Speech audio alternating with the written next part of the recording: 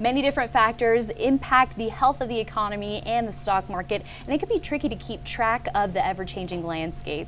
But here to talk about what 2019 could hold is Jeff Mortimer. He is the Director of Investment Strategy at BNY Mellon Wealth Management. Thanks so much for joining us today. Pleasure to be here. All right, so looking at the big picture here, what do you think is really going to be shaping the conversation when we're talking about the stock market in 2019? So I'm looking at four factors primarily into 2019. One of them we've closed the books on recently with the midterm elections. So that certainly was had the market's attention as we closed out 2018 in the fourth quarter. But with that now in the rearview mirror, we're looking at three primary factors influencing 19 returns. They are, in no particular order, inflation. Inflation at this point in the economic cycle continues to be the most important variable that investors should be monitoring. Inflation dictates the second most important factor that investors should be monitoring, Fed policy.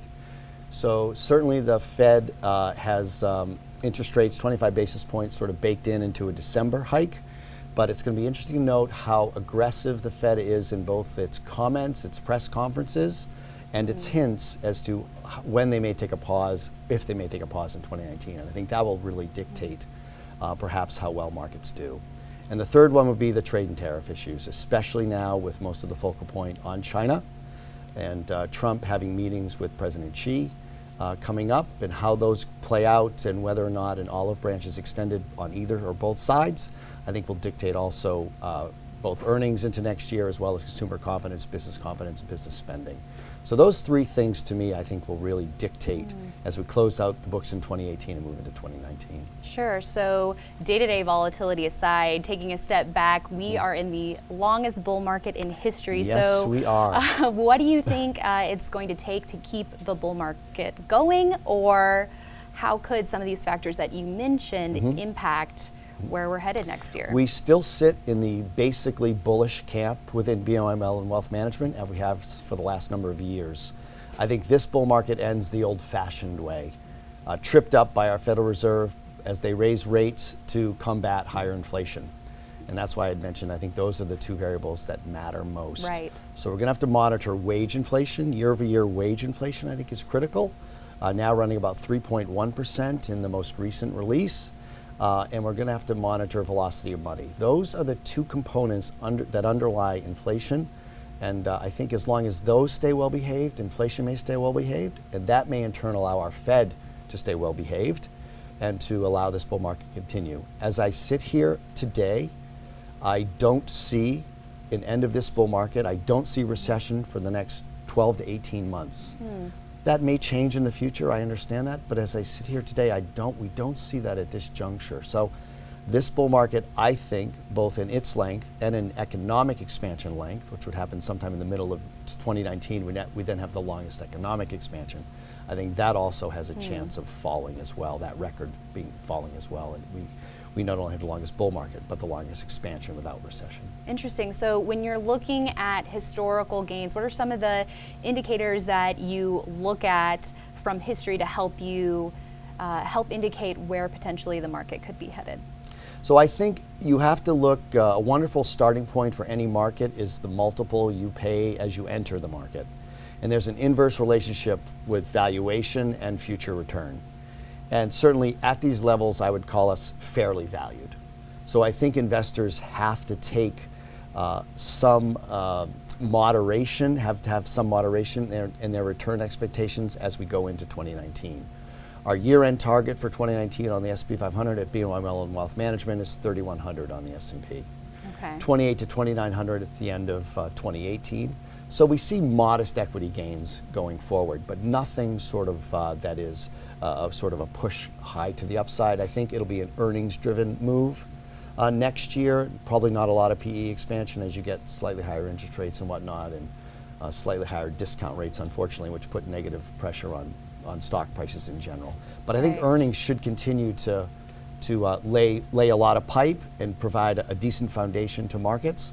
And we'll have to watch about inflation and Fed policy, trade and tariff, because I think those things will influence the valuation of markets and what they're willing to pay for those earnings. Sure, and what we saw in 2018 was a lot of volatility compared with what we saw in 2017. Right. So can investors expect to see more heightened volatility heading into 2019 as well? Yes, I think 2017, the best mantra for 2017 was don't do anything, right? Stand still and let your positions that you already had established, let them work for you and don't sell too early. 2018, I think the market is famous for once you know all the answers, the market's famous for changing all the questions, right?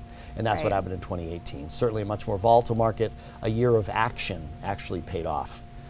Selling the rip of January, buying the dip of February, right? All those types of things would have paid off for an investor. And I think 2019 will play out much more like 2018. As bull markets end, they tend to end volatilely. Market tops tend to be a process more than an event. So double tops, triple tops, quadruple tops are common. And so monitoring sort of your portfolio in that historical perspective, knowing that you should use volatility as your friend in 2019 is probably a good mantra to go into the year with. Sure. So with that backdrop, can you go into a little more detail about perhaps the strategies or the tactics that investors should be taking given the market environment that you might expect? So from a broad brush standpoint, we make asset allocation recommendations. I make asset allocation recommendations for our clients. I sit on top of a committee structure. We have jurisdiction over questions like, should I be international or domestic? Should I be large cap or small? How much emerging markets exposure should I have? So I'm pulling the asset allocation levers. We have a home field bias in our current views that I think will carry into 2019. We've had the home field bias on for over 2 years. So I think a rising dollar will continue to put perhaps some downward pressure on international investments. Emerging markets, we remain underweight. Emerging markets tend to do best in early cycle performer. It is an early cycle performer. In other words, once a recession is transpired, emerging markets tend to do well coming out of global recession.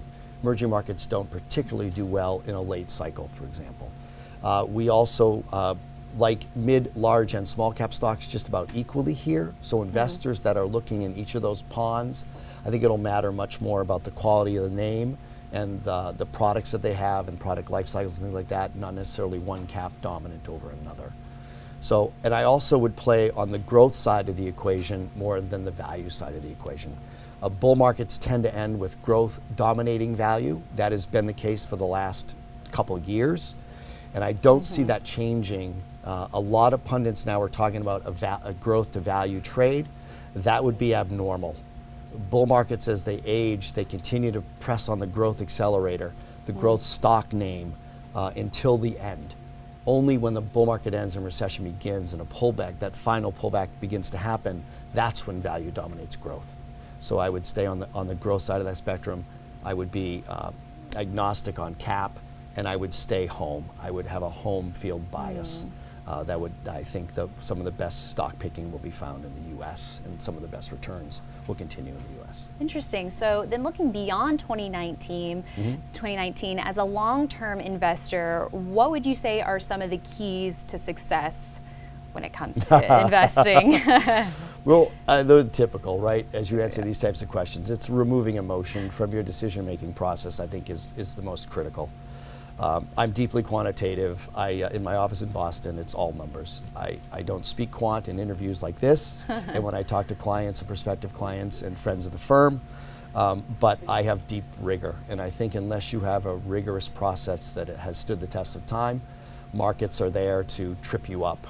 And they are very good at that and in making you question yourself and your disciplines. And so I think first thing is removing emotion. Doing the opposite of what other people are doing, right? All these types of things I think are critical. To think like a contrarian, especially in times of great fear, has served investors well.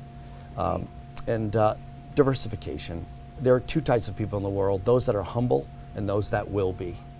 And so I think it's incredibly important to remain diversified in your portfolio so that when volatility does strike, that you have the portfolio and it has the fortitude to at least withstand volatility and allow you to lean into weakness and have always some dry powder there ready, whether that's in fixed income or cash, a small cash level or something like that. So I think, building a really good structure to the portfolio is critical, and then tilting the portfolio as you move through cycles, I think is the best way to manage money over time. Well, those are some definitely key things to remember there. I'm Thank you so trying. much for taking the time to walk through My the pleasure. strategy side and looking at 2019 with the fine-tooth comb, yet overarching themes that we could see. Thank you. All right, and you can check out investors.com for more stock market news and analysis. I'm Alyssa Corum with Investors Business Daily.